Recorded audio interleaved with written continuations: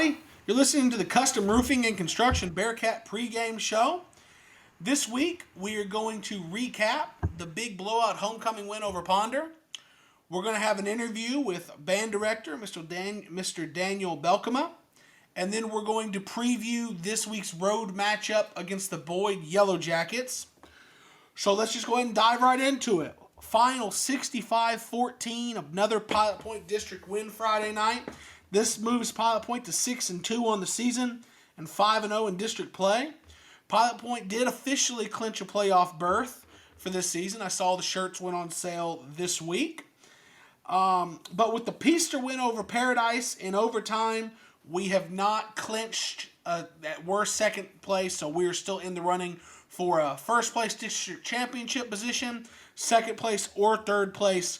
A win on Friday night over Boyd would clinch us no worse than second and still leave that district championship in our sights with that last final week at home against Brock.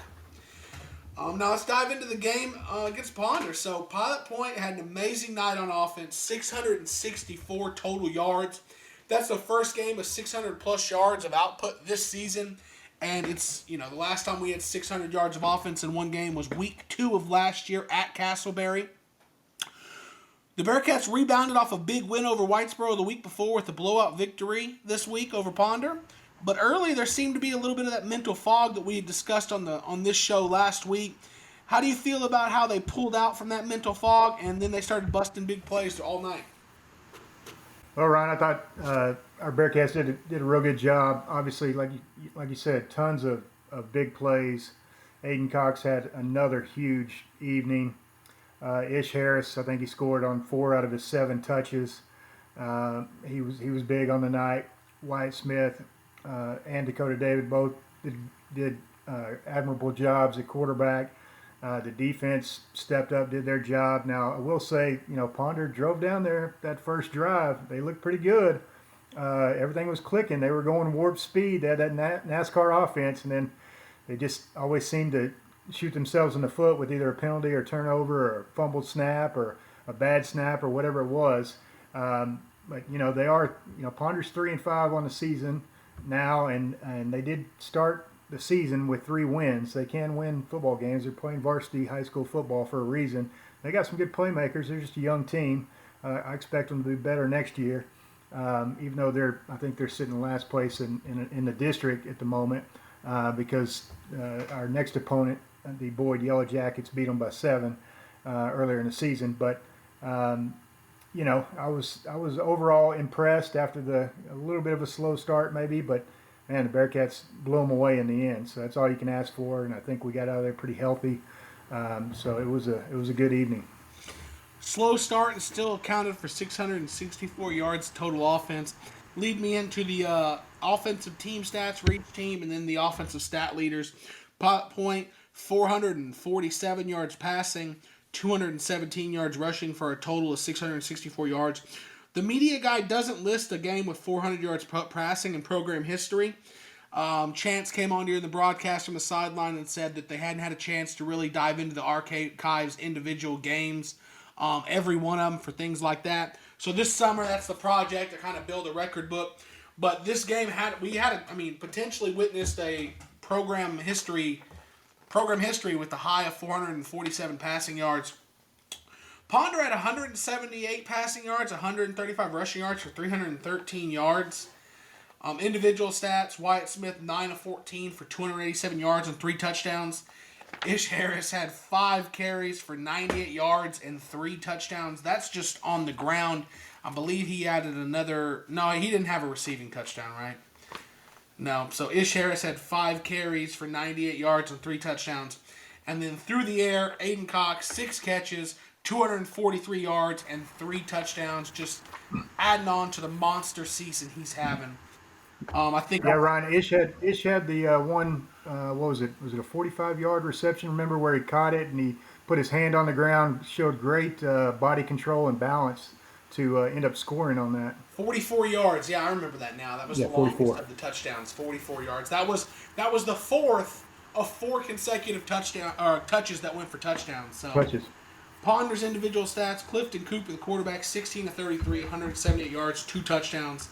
Cassidy, their running back, 15 carries, 75 yards. And then I highlighted him last week's pregame.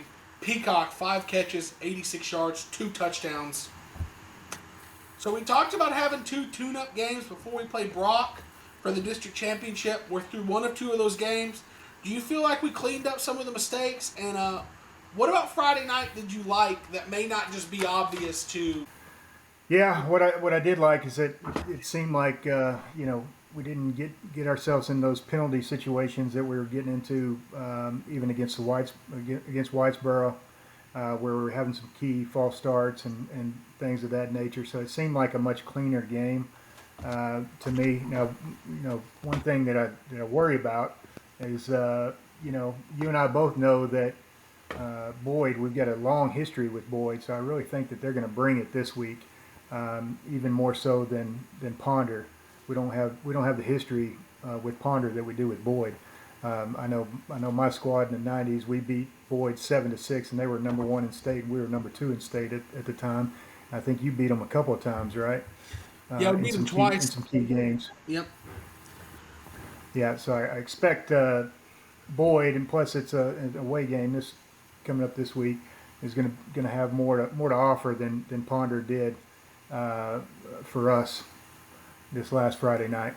So we'll get into that more in the Boyd preview. I have some conflicting thoughts on some of that. I'm new to the Custom Roofing and Construction Bearcat pregame show this week. We launched a Twitter for the broadcast and these pregame shows, and on that Twitter we created a poll that we're going to do every week for let the fans vote for player of the game. So this week we're going to launch them on Sunday mornings, and they'll be open from Sunday morning to Wednesday at 6 p.m. So this week was the first one. We didn't launch this until Tuesday evening, so we had like 25 hours to vote on this. But the 25 hours, we got 50 votes, and receiving 74% of the vote. And our first Custom Roofing and Construction Bearcat pregame player of the week, Aiden Cox, 243 yards receiving and 3 touchdowns on 6 catches. I think I saw on one of the social media pages he's up to just shy of 1,000 yards receiving on the season. He has 997 yards on just a little over than 40 catches. But Friday night was his second 200-plus yard receiving game, and I think he has over 100 yards receiving in every district game so far. So that's 5 consecutive. Yeah, Ryan, did you see the Ice King? Aiden Cox also got his first college offer this past week from East Central University. What an incredible relief! Oklahoma, what an incredible relief! I've been watching him. We've talked about it. It just makes no sense. He's so explosive. He's a game changer. He's got great size. I mean, it's just a relief, and the hardest one to get's the first one, right? So once you get the first one, I think he's going to have some options, and especially if he keeps playing this way. This is our first Player of the Game award we've given out, but I imagine if we'd have given out one for every week, he'd have a few of them by now. But like I said, so that's going to be a weekly thing, so make sure you go and follow us on Twitter. It's brand new, so it's pretty hard to find, but we are PPBcat Broadcast on Twitter, and you have to type it all the way out and hit search, and it'll come up. I'm going to be posting a lot coming up, tagging the PP Bearcat blog. So if you follow that, we should be pretty easy to find. So that should do it for our Ponder recap. 664 yards total offense, 447 yards passing, potentially a program record. Aiden Cox wins the first Custom Roofing and Construction Bearcat pregame show player of the week. The Bearcats get a big homecoming win. And now we move on. We're going to interview the Mighty Bearcat Band director, Mr. Daniel Balkema, and we'll do that right after this commercial. Hey Bearcat fans, living in North Texas, you know all about bad weather. When bad weather does strike, look no further than James Floyd's Custom Roofing and Construction. Custom Roofing and Construction has built their business off of quality work and customer referrals. Let their friendly and knowledgeable staff ensure the project runs smoothly from start to finish. You can visit Custom Roofing and Construction on their website, customroofingdallas.com, or give them a call at 214-274-8353. Welcome back to the Custom Roofing and Construction Bearcat pregame show. Our guest today is the director of the Mighty Bearcat Band, Mr. Daniel Balkema. Thanks for joining us tonight. I'm looking forward to learning some things about the Bearcat Band and their processes. Let's just start by asking, when did you get to Pilot Point and where were you before you got here? Well, I made the great decision to show up in Pilot Point in 2013. So this is my ninth year in Pilot Point, and prior to that, I started my career actually in Midland Lee. It's actually not Midland Lee anymore. It's Midland Liberty, I think maybe. They just changed their name this year, but did 4 years in Midland Lee as an assistant band director, and then taught beginning band in Dallas for about 5 years before I came and accepted the head position for Pilot Point in 2013. Well, awesome. I enjoy seeing the halftime performances and hearing the band play during the game. I remember when I was in high school, they started their two-a-days the same time of the year we did. We got to be kind of in the grass, and they had to be out on the concrete. We had kind of our practices in the morning, and then in the afternoon, the evenings, we'd come back for film. Well, we'd come back for film, and they're actually having a second marching practice. So it got me thinking, because I've never really known what's y'all's, I don't know if the UIL's changed some of y'all's rules like they have with football, but what are y'all's two-a-days schedules like to start the year, and what does a typical week look like for a marching band? Yeah, sure. So actually, it's very similar. We during the summer, we're only granted 20 hours of um, marching fundamentals. I don't use the full 20 hours. I actually use close to 8 of them. And I choose to start 2 days before our normal start time. So UIL states that marching bands can't start learning their show until August 1st, very similar to what football deals with. I don't think they can show up in pads until the 1st of August. Um, so, but we're, like I said, we're granted 20 hours prior to that for fundamentals, just music and marching stuff. So what I do is I actually show up 2 days prior to that date, and we just fundamental. That's all it is. We teach fundamentals and have a lot of fun doing it. Um, the normal two-a-day schedule is very similar to what y'all do, and on the sports side, we're outside from 8:30 to 11:45, teaching fundamentals, teaching just the basic marching stuff, and just having fun doing that. And then we break for lunch from 11:45 to 1, and come back inside kind of at the hottest part of the day, and do music stuff. So we spend about 3 to 4 hours inside just doing sectional stuff. I've got 10 different kinds of instruments, so it's helpful to split up in different sections. And I hire teachers to come out, and for example, like I'll hire a flute teacher and a clarinet teacher to really hone in on some of their ability and just getting them back into chops after being off for the summer. And then we'll spend about an hour and a half as a full group just working on our show music. So it tends to be about an 8-hour day. We just split it into two sections during the summer, and of course, once August 1st hits, that's really when we're hitting hard on our actual halftime show. So starting to learn the sets and forms and putting music together with it. So I was in band through middle school, and I remember my band director was Mr. Honeycutt, who's the lead band director at Troy ISD now. I know he played the tuba. I played the baritone, so he did a lot of our sectional work. So you said you hired a clarinet teacher, a flute teacher. What instrument did you play? A trumpet. Okay. Yeah. Trumpet. Those and the saxophones always get the best solos, man. Sometimes the trombone, but the trumpet.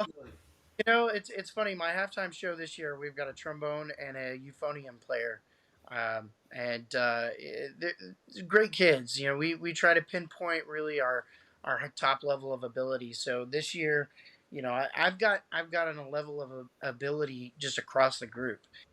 It's hard to pinpoint all of them, but um, I've got a really top trombone player and a really top euphonium player this year. So, yeah, I'm excited.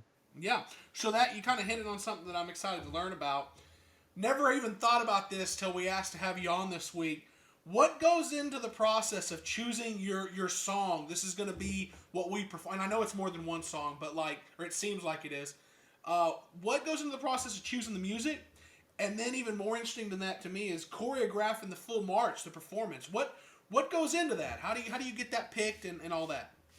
Believe it or not, a lot of people don't realize it takes pretty close to about 10 months to for planning wise, just to figure out what we're going to do for next year. So really, after this season, um, I normally sit down with my assistants. I've got two wonderful staff members that we sit down and we get along really well together and just hash out some theme ideas. It basically all starts with kind of a theme. So this year's theme was Mad World. In years past, we've done a pirate show, we've done a space theme, we've done a blueprints, kind of the building of a construction site. But it takes us about a month to kind of throw out some ideas. We basically sit down and just throw out three or four different themes, and then take two or three that we really like, and each of us kind of hone in on certain musical aspects that really hone in on that theme, and we come back about 2 or 3 weeks later and we present to each other, and then after that process has taken place, we've picked one or two that we just really really like. Um, I hire a show designer, and I basically give him the two ideas that we've come together with, and he pretty much plans out everything for us: color schemes, music, uh, guard outfits, which is interesting. Uh, puts kind of things together for us to kind of visually be able to see. It's a lot easier to be able to see it visually anyway, and it brings kind of the show together to life, just for us to be able to see and figure out if our kids are going to like it. That's a big one. I want my kids to like what they perform, just because I know that they're going to perform at their best if they're enjoying what they do. So, um, his job is basically just to make it as best as he can on both themes, and does the presentation to us. And I choose one that you know is the music that he's chosen specifically to work with that theme. And then, the process of that right there, actually, a lot of people don't realize we have to pay licensing for all the music that we perform. So we have to go to a company that does copyright stuff, and we specifically purchase the performance aspect to that specific song. So, for example, we're doing a piece, "Imagine" by the Beatles. We have to license that specifically from that company that gives profits to the Beatles organization or the Beatles company that does all their music. Well, that may lead to an issue with what John was wanting to bring up. We were wondering if John was wanting to know if he took any requests. It's really hard. Yeah, as far as in game, on behalf of the 90s Bearcats teams, Mr. Balkema, if you could work in "Eye of the Tiger" at any time, the Survivor version, not the Katy Perry version. I would definitely That do really, that version over the Katy Perry version. Yeah, we've actually done "Eye of the Tiger" in the past. That's a stand tune that we've done in years past for sure. I have a little bit more leeway when it comes to stuff that we play in the stands. Mm-hmm. Specifically, I purchased that from a music store. And that gives me the license to perform it in the stands. What makes it challenging is actually performing it on halftime and something that we actually play at contests. UIL has a lot of copyright rules and just the licensing agreements that we have to follow when it comes to performing it for contests. So that leads me to a lot of interesting stuff here because just not a whole lot of stuff that I had thought about in the past. A lot of people I don't think they understand, they know there is a whole marching band season with contests that y'all go to, UIL competition. So walk us through a marching band season and all the contests and stuff that y'all do. Yeah, so we spend pretty much August and September refining our halftime show, and again, it's not. I mean, we call it the halftime show, but um, it's not entertainment. It really is a story that the kids are actually producing and working towards storytelling to the audience.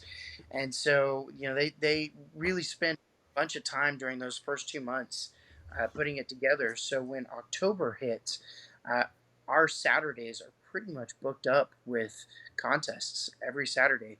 My kids this year have gotten into the habit of calling it Bandtober.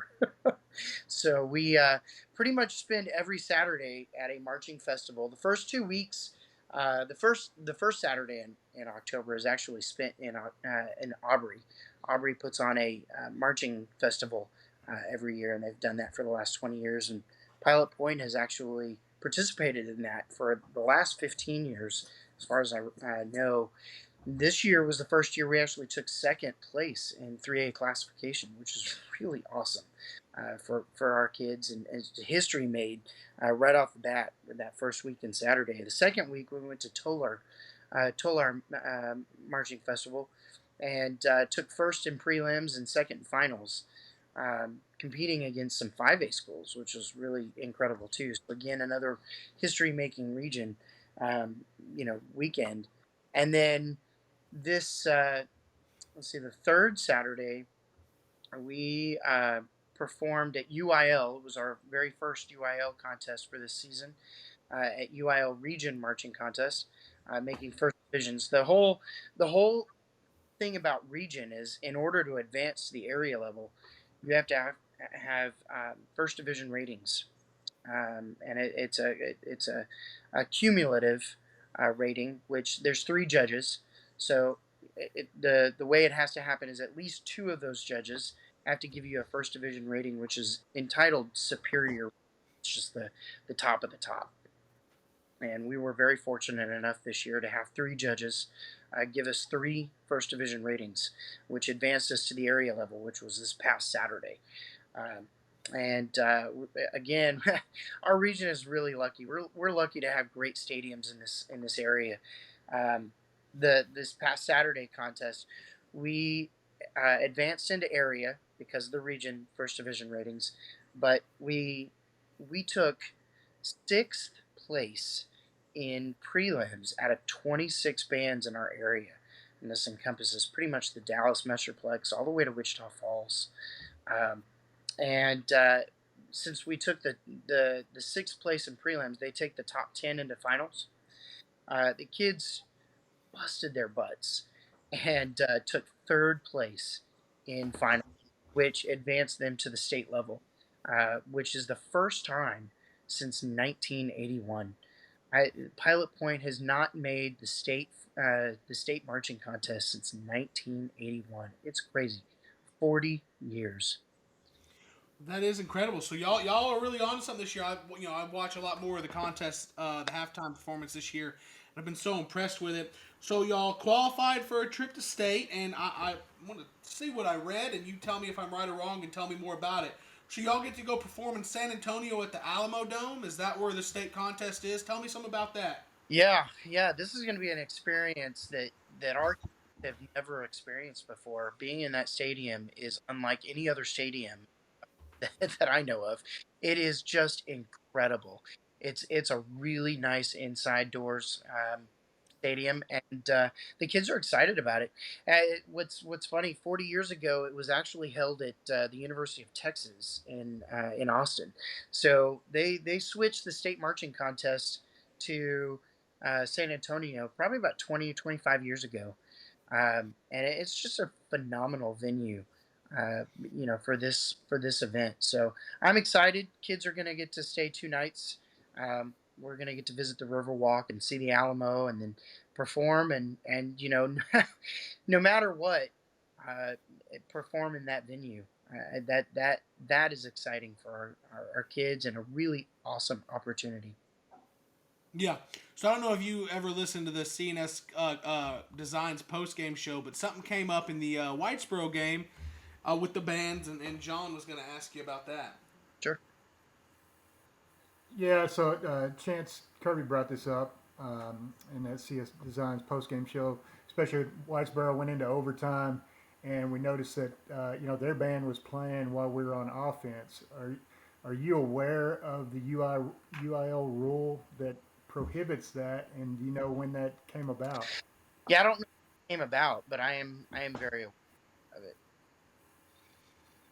Yeah, I was wondering because my wife actually teaches in Allen. Of course, it's the largest high school in Texas, and we go to games 10 years ago, and I forget who the band director was, but man, he was a savage. And anytime the other team was on offense, he was striking up the band. And I mean, Allen Allen's band is the largest. It may be in the Yeah, nation. for I sure, mean, in the state for sure. yeah, Yeah, yeah. So it's a huge, yeah, absolutely, it's a huge advantage when they would be playing. I don't know if you're aware of like the Trinity Trojans. They do the haka, pregame, and he was such a savage that if they started doing the haka, the warrior dance for the Polynesian people there pregame, he would strike up the band during that and really upset the other crowd. But man, it just made it. So I was wondering if it was kind of the Allen rule because it's really unfair. I mean, their band sometimes is larger than the opponent's crowd. You yeah, know. yeah. I you know Yeah. I there's so many things I could say. I mean, it's not the first time I've seen stuff like that. It is what it is. I personally, take for example the end of the game. No matter what, whoever loses, really, we always let the visitor team play their school song first. Absolutely. It's just, Yeah. I don't know. There's kind of unwritten spoken rules that about that kind of stuff, and I've seen it. I've seen it both ways. The emotions of the game. Whether they won or whatever. The emotions kind of take over and things happen. There's so many reasons that kind of stuff happens. I don't know. It's interesting for the Whitesboro game because obviously that was a that was a great game, and it was exciting all the way to the end. It was The intense. band kids were spirited and excited. It is what it is. So I'm not trying to let him off the hook a little. I don't know exactly the band. I don't know the band director, the Whitesboro band, or anything. But I do remember just talking about it. The head coach for Whitesboro, the first possession was in that end of the field. The head coach for Whitesboro kind of walked out away from the sideline, looked at the band, and gave them the hey, let's Give him the go play. ahead. So I don't remember if they were playing throughout the game or not, but I do remember on that overtime possession where Chance and them were bringing it up, the coach actually walked that way and kind of encouraged them and said, "Hey, let's strike up the band right here because we need it." And now they seemed very happy to oblige, but ultimately, I guess it didn't matter, right? That's right, right. The No. Bearcat won, so Yeah. So when is this? I don't know if you said it. When is the state tournament yeah, or the state marching contest? Sorry. yeah. State marching contest is actually next week. It's Okay. fast. Yeah, so like I said, this past Saturday was the advancement. I have Hmm. a week and a half to prepare to get down there to San Antonio. So it's November 3rd, and Pilot Point High School performs at 3 p.m. In the Alamo Dome. November 3rd at 3 p.m. I do have a question that Awesome. I'm beginning to feel I know the answer to. Does that mean y'all will not be in the stands Friday night when we play Brock? Oh, that would never happen. That would never happen. We would always be there. Always. Yeah, we will be. Our contest will be on Wednesday. If we make the finals, when we make the finals, That's right. There you go. and we're gonna stay the night just because it's gonna be a late evening Wednesday. Uh, So this is a during the week school trip. that's right. Nice. That's right. Yeah. I just assumed it would be on a It's gonna be a busy Saturday, week. so I was worried about Friday night because that. No, no, no, no, no, John and no. I are UIL wouldn't do that. yeah, what John and I are getting ready to discuss is we have a potentially district championship matchup that Friday at home, and I'd hate for the Mighty Bearcat band not to be there. No, there wouldn't be a chance where we'd miss that game. Alrighty, Mr. Balkema. Well, we really appreciate the time the Bearcat band has just been awesome the last handful of years. The games I've been going to, I didn't go for quite a while, but I've been back for a couple of years now. They're awesome to watch. I have one final question for you.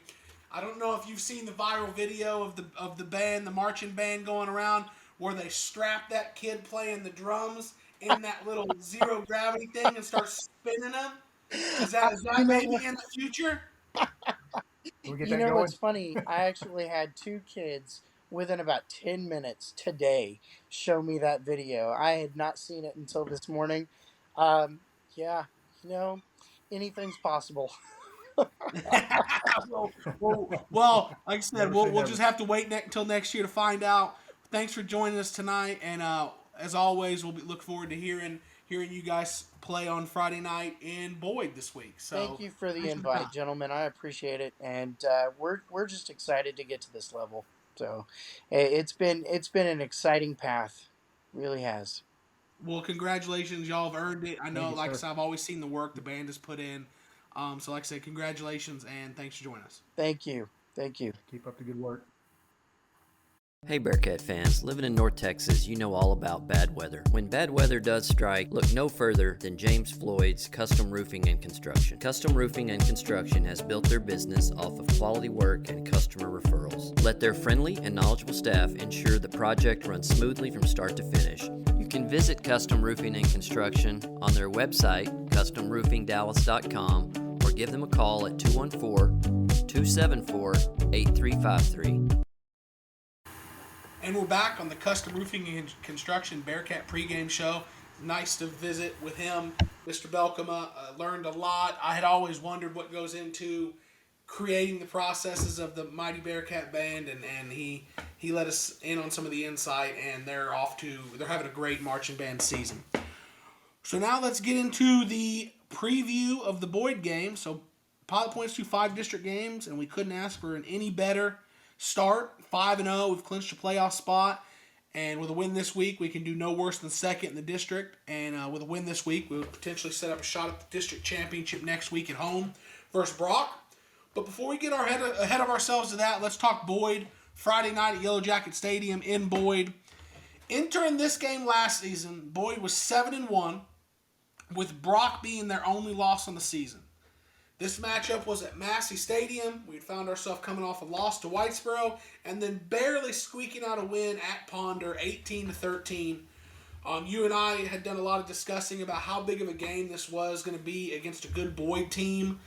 And Pot Point would need to bring their best effort, and we just didn't know what we were going to get that night. Well, the Bearcats' best effort is exactly what we got in this game last year. Pot Point beat Boyd 52-14. It was their coming out party. It really launched them and kind of propelled them into the playoffs and the deep run we had. And on the flip side of that, Boyd, it launched them basically off a cliff.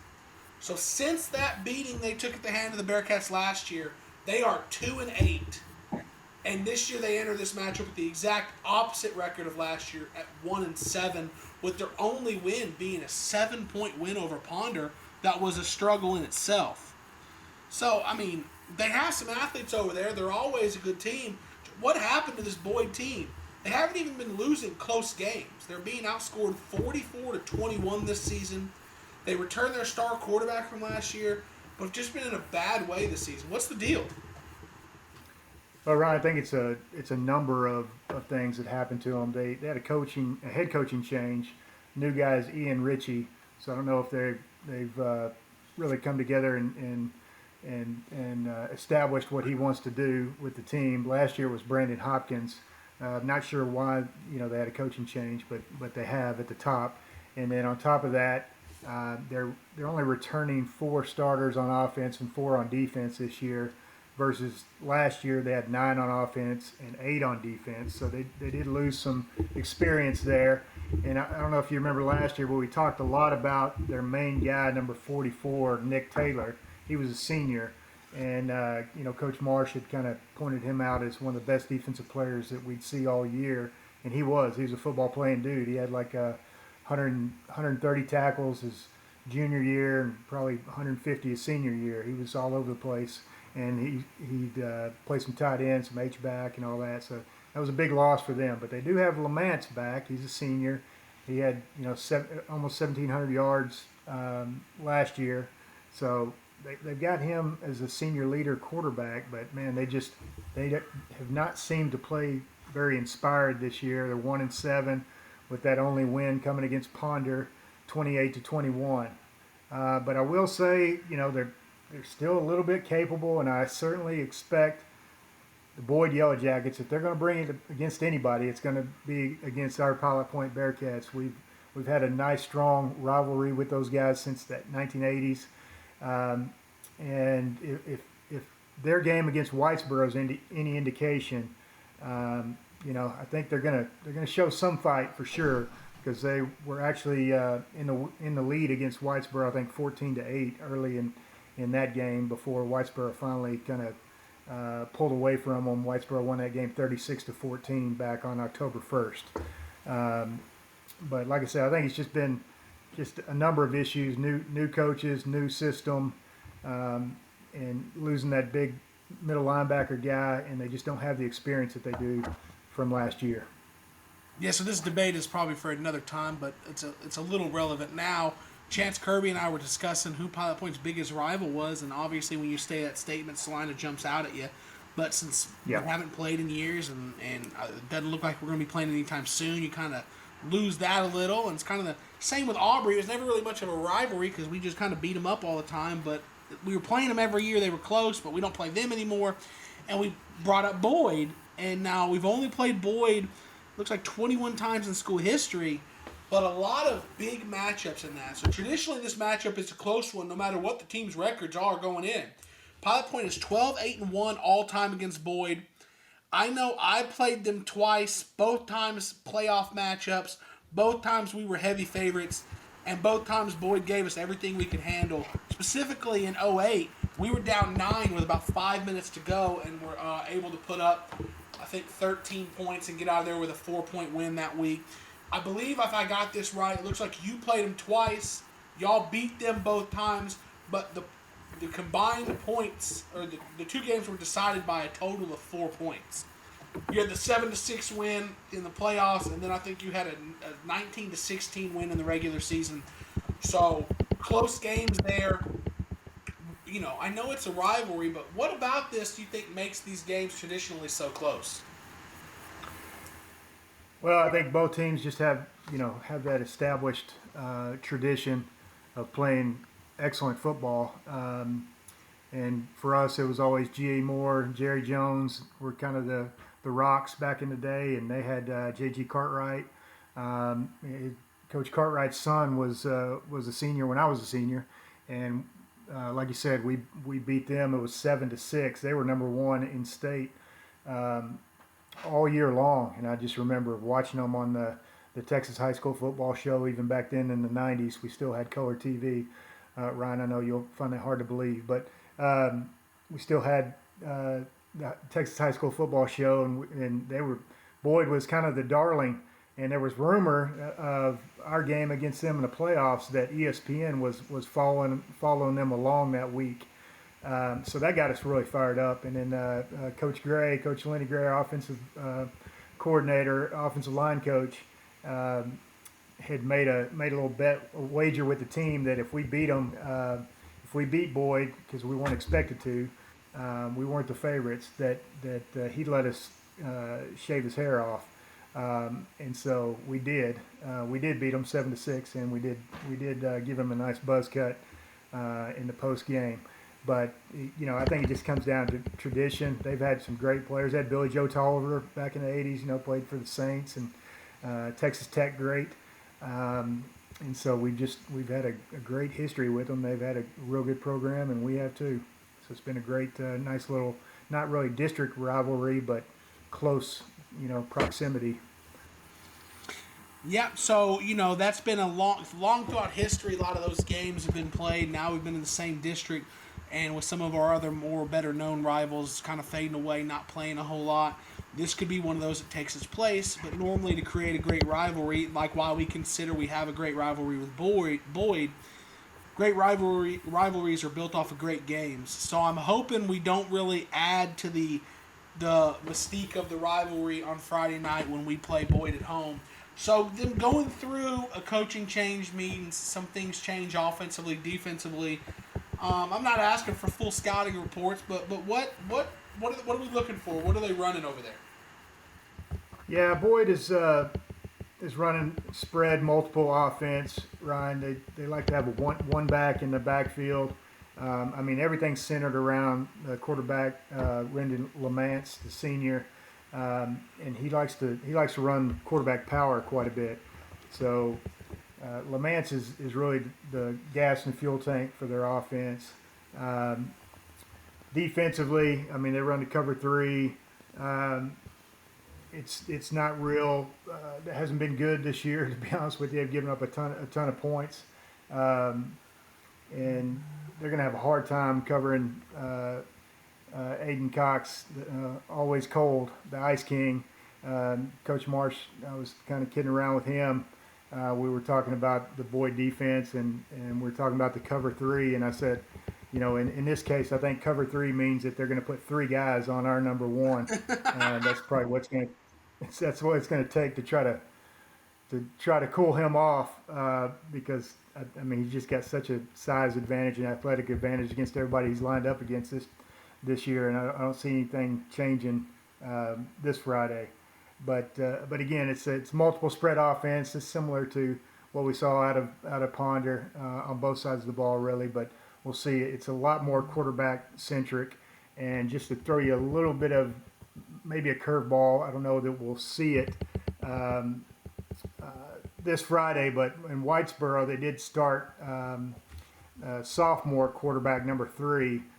His name escapes me, but they put Lamance in the backfield in that game. And ultimately, their sophomore quarterback threw a couple of interceptions, and they've gone back to Lamance being the quarterback. But let's be cognizant of number 3, maybe a little pass or some trick plays or whatever it takes. Because, like I said, anytime you play somebody you're expected to beat them kind of big, we're favored by 31 points. I see from Dave Campbell's. Then you got to expect, onside kicks or any kind of double pass, trick plays, fumble rooski. You got to be on the lookout for that kind of stuff when a team knows that they're a severe underdog. Yep. So you kind of hit it a little talking about the schematics, but and you hit on probably their main one if he's there playing Friday night. Well, let's go through John players to watch. Yes, sir, Ryan. So there's 3 for Boyd. We touched on the main one, but let me go through some of the auxiliary guys first. And number 3 is Braden McIntyre. So he's a sophomore quarterback, defensive back. That's the guy that they put in there at quarterback a little bit against Whitesboro. So we got to watch out for number 3. But the 2 guys that kind of jump out at you on film are the Fergusons, and I'm guessing that they're brothers. Maybe they're not. But it's number 5, Case Ferguson. He's a wide receiver, linebacker. He's a kind of Cole Beasley slot receiver kind of guy. He's one of Lamance's favorite targets, and he's a pretty fast little kid, number 5, Case Ferguson. He's a junior. And then their running back is Callan Ferguson, number 32. He's a senior, and he's a running back, defensive lineman, and he's a bigger running back, and they really like to get him on screen passes. So not only just running the ball with the option read, but they'll use him a lot in the screen game. He was pretty successful against Brock on a couple of like middle screen type plays if we're going to bring a lot of pressure, which our defensive line and pass rush has been doing this year. And then as far as their lineman, number 62, Dakota Barrow, he's a sophomore defensive lineman. He'll stick out because he's a big man child, and he'll manhandle some guys out there, number 62. So you got to watch out for him on the offensive and defensive lines. And then, of course, for our Pilot Point Bearcats, I brought out some auxiliary guys last week, but the main cogs really showed out. And that was, of course, Wyatt Smith, the quarterback. He had 287 yards and 3 touchdowns. He's been great with the football all season long. Expect that again against Boyd this Friday. And then Ish Harris, like we said, he had 150 all-purpose yards and 4 touchdowns on, I think, seven touches. So what I like about Ish's game is we're kind of developing him as a pass receiver at that 144-yard touchdown catch that we touched on. And then, our player of the week guy, Aiden Cox, who's, like you said, could have been player of the week for several weeks now, is coming off a 243-yard, 3-touchdown performance. And again, we're not even talking about what he brings defensively and with his leg and in the punting game, and then he's also returning punts. And I expect him to get a punt return for a touchdown pretty soon. If he ever gets a couple of clean opportunities there, I think he will take one to the house with his athletic ability. So those are the players to watch, Ryan. Well, yeah, I'm excited to see, a lot of times for the Bearcats, the offense is kind of built around a handful of guys, but the line's really been playing well through district. Those defensive linemen have been just getting after quarterbacks trying to pass. So I'm excited to see what they have on Friday night. But, we got to win the game. And what are the 3 keys to winning Friday night's game at Boyd? Yeah, Ryan's key number 3.